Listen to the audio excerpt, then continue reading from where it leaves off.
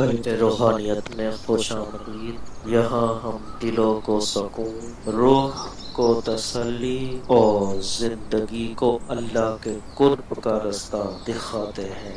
ہر video ایک روحانی سفر ہے، ہدایت، فکر اور محبت کے ساتھ۔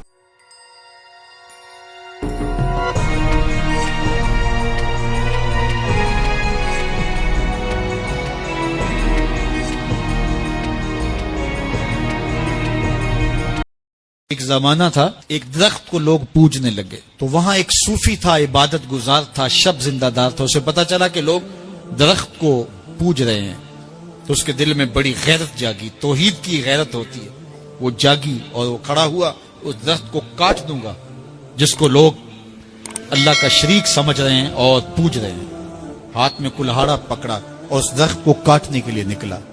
راستے کے اندر شیطان کھڑا تھا، اس نے کہا میں تو نہیں جانے دوں گا، اور شیطان نے راستہ روکا، اس نے پٹک کے شیطان کو زمین پہ مارا اور اس کی چھاتی پہ بیٹھ گیا۔ شیطان بہت مکار ہے اور وہ ہر ایک کو ایک طریقے سے نہیں لوٹتا، اس کے بڑے مکر و فریب اور دجل و تلبیسات ہیں۔ اس نے دوسرا طریقہ اختیار کیا، اس نے کہا جناب آپ عبادت گزار ہیں، تہجد گزار ہیں، شب زندہ دار ہیں، آپ درخت کو کاٹیں گے، لوگ آپ کے مخالف ہو جائیں گے، پھر آپ کو ان کے مقابل کھڑا ہونا پڑے گا، اور سویرے شام لڑائی ہی لڑائی، آپ کی عبادتوں کے وقت میں خلل آئے گا۔ تو آپ نے ان کی قبر میں تھوڑا جانا ہے، آپ کی قبر اپنی ہے، ان کی قبر اپنی ہے، آپ چھوڑیے ان کو۔ اور ساتھ ہی کہا کہ جب آپ مصلی اٹھایا کریں گے تو نیچے سے ایک درہم مل جایا کرے گا آپ کو، تو آپ اس سے اپنے کھانے پینے کا انتظام کر لیا کریں گے اور آپ فارغ البال بھی ہو جائیں گے۔ اس طرح باتوں میں لگایا اور وہ زاہد صاحب واپس آ گئے، نماز پڑھی، مصلی اٹھایا، درہم ملا، بڑے خوش ہوئے اور دلیلیں تراشنے لگے۔ واقعی مجھے کیا لگی، تمہیں غیر سے کیا، تم اپنی نبیڑو، تم اپنی قبر میں جانا ہے، جائیں وہ بھاڑ میں، مجھے کیا لگے، مجھے ان کے بارے میں کیا پوچھا جانا ہے۔ نمازیں پڑھتا ہے، ہر نماز کے بعد مصلی اٹھاتا ہے تو ایک درہم ملتا ہے۔ کافی دن گزر گیا، دل بھی آہستہ آہستہ مردہ ہو گیا۔ ایک دن مصلی اٹھایا تو کوئی درہم نہیں نکلا، پھر دوبارہ کلہاڑا اٹھایا، اٹھا، راستے میں پھر شیطان کھڑا تھا، کہا کدھر جا رہے ہو، کہا درخت کو کاٹنے جا رہا ہوں۔ شیطان نے کہا میں تو نہیں جانے دوں گا۔ اس کو تجربہ تھا کہ میں اس کو پٹک کے زمین پہ مارا تھا، یہ میرے سے طاقتور تو ہے ہی نہیں۔ اس نے پھر گریبان سے پکڑ لیا، شیطان نے پٹک کے زمین پہ مارا اور چھاتی پہ بیٹھ گیا۔ وہ زاہد صاحب پریشان ہو گئے، شیطان کو کہنے لگے کہ یہ کیسے ہوا، میرا تو تجربہ ماضی کا یہ تھا کہ میں طاقتور ہوں تم کمزور ہو، لیکن اب تم نے پٹک کے مجھے زمین پہ مارا۔ تو کہا صاحب اس دن تم اللہ کی رضا کے لیے جا رہے تھے، آج تم درہم کے لیے جا رہے ہو۔ تو جب عمل میں خلوص نہیں رہتا تو پھر عمل نہیں رہتا، عمل میں قوت نہیں رہتی، پھر سجدے بے روح ہو جاتے ہیں، نمازیں بے ذوق ہو جاتی ہیں، صفیں کج دل پریشاں، سجدے بے ذوق کہ وہ جذبے اندروں باقی نہیں۔ نماز، روزہ، حج، زکوٰۃ سب کچھ ہے باقی مگر تو باقی نہیں۔ پھر سب کچھ چلتا رہتا ہے لیکن رسم ہوتی ہے، لا یبقى من الاسلام الا اسمہ ولا یبقى من القرآن الا رسمہ۔ پھر قرآن پڑھا جاتا ہے، رسم ہوتا ہے، قرآن دل کو پھر نہیں بدلتا، اس لیے کہ رسم ادا ہو رہی ہوتی ہے۔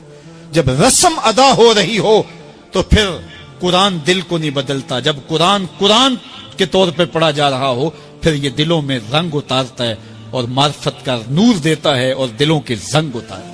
ہماری زندگی بڑی قیمتی ہے، ایک ایک سانس بامقصد ہونا چاہیے، لیکن ہم اپنے وقت کو کس آوارگی کے ساتھ، کس بے دردی کے ساتھ گزارتے ہیں۔ حضرت امام شافعی کہتے ہیں کہ میں نے فقیروں سے دو باتیں بڑی پتے کی سنی اور انہوں نے مجھے بڑا نفع دیا۔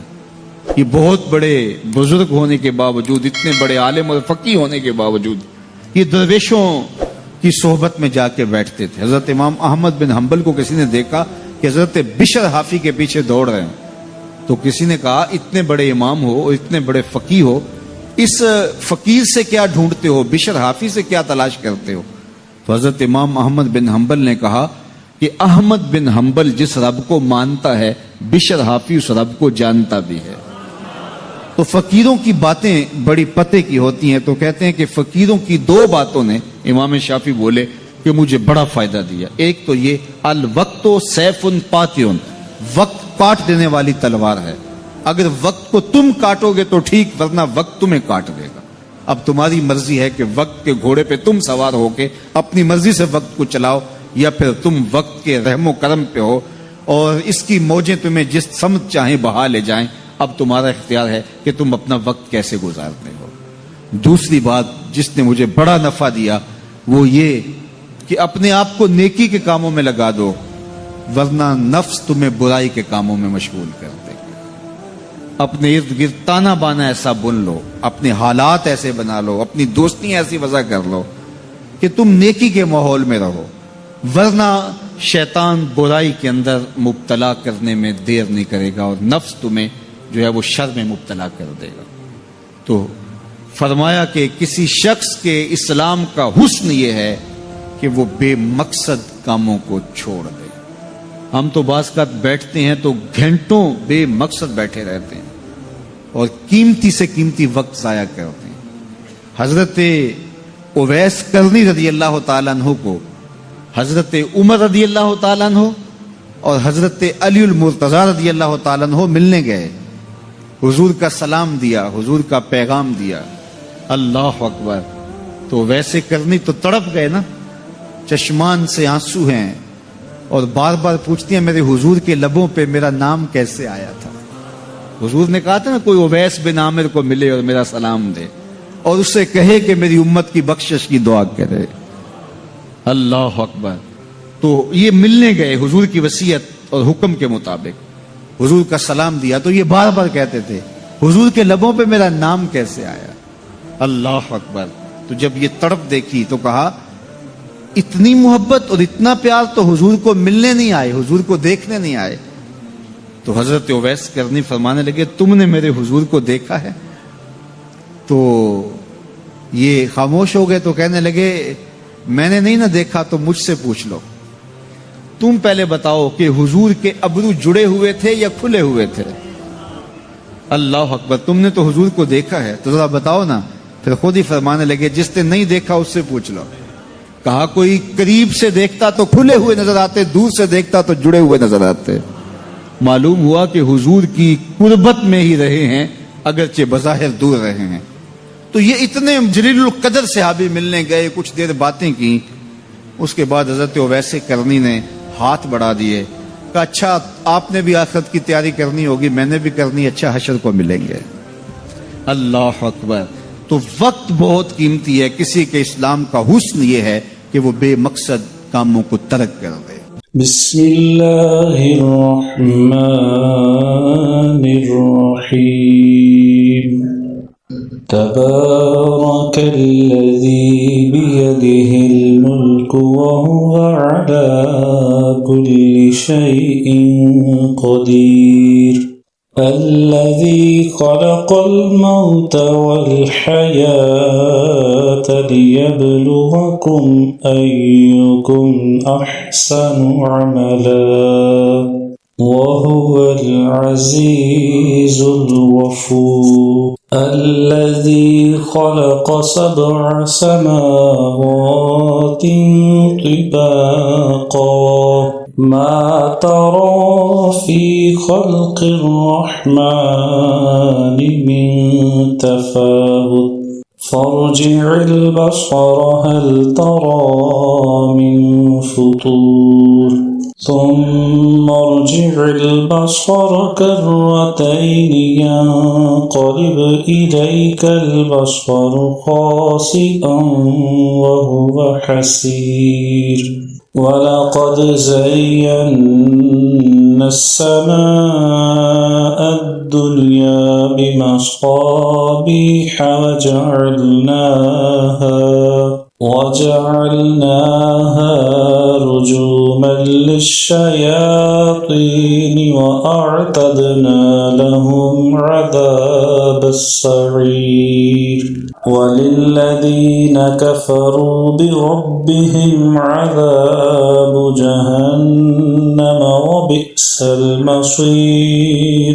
إِذَا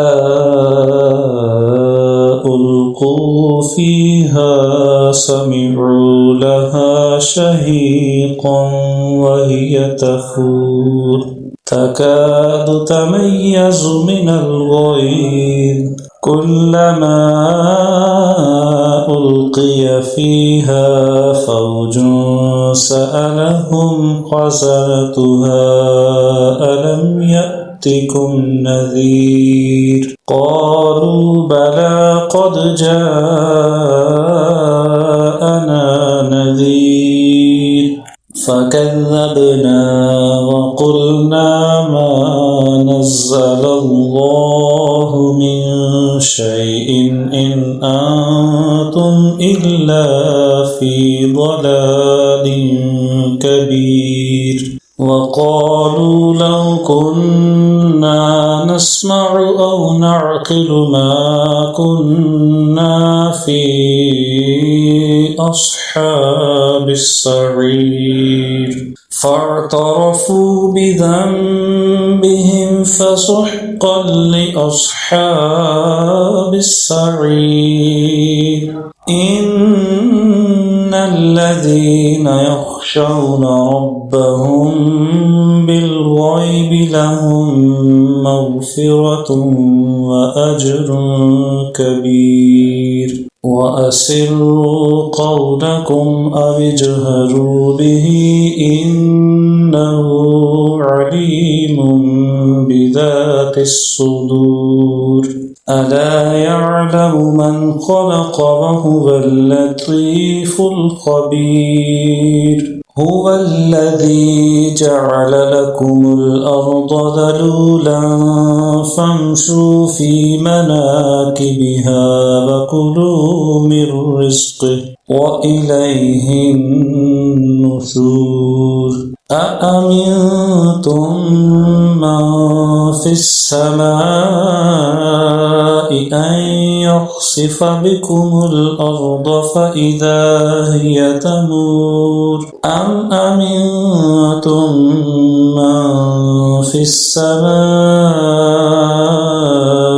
أن يرسل عليكم حاصبا فستعلمون كيف نذير ولقد كذب الذين من قبلهم فكيف كان نكير أولم يروا إلى الطير فوقهم صافات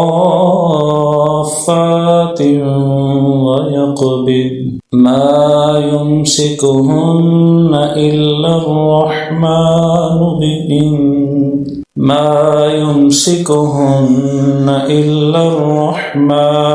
إنه بكل شيء بصير أمن هذا الذي هو جند لكم ينصركم من دون الرحمن إن الكافرون إلا في غرور أمن هذا الذي يرزقكم إن أمسك رزقه بل لجوا في عتو ونفور أفمن يمشي مكبا على وجهه أهدى أمن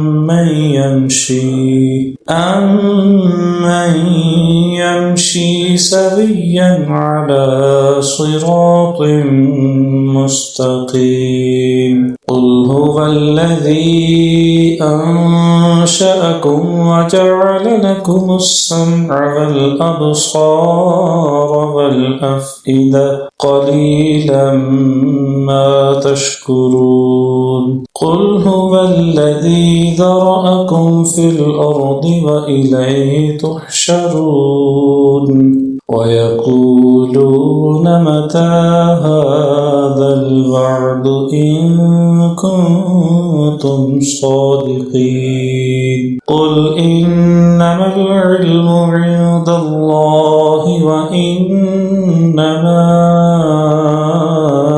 أنا نذير مبين فلما رأوه زلفة سيئت وجوه الذين الذين كفروا وقيل هذا الذي كنتم به تدعون قل أرأيتم إن أهلكني الله ومن معي أو رحمنا فمن يجير الكافرين من عذاب أليم قل هو الرحمن آمنا به وعليه توكلنا فستعلمون من هو في ضلال مبين قل أرأيتم إن أصبح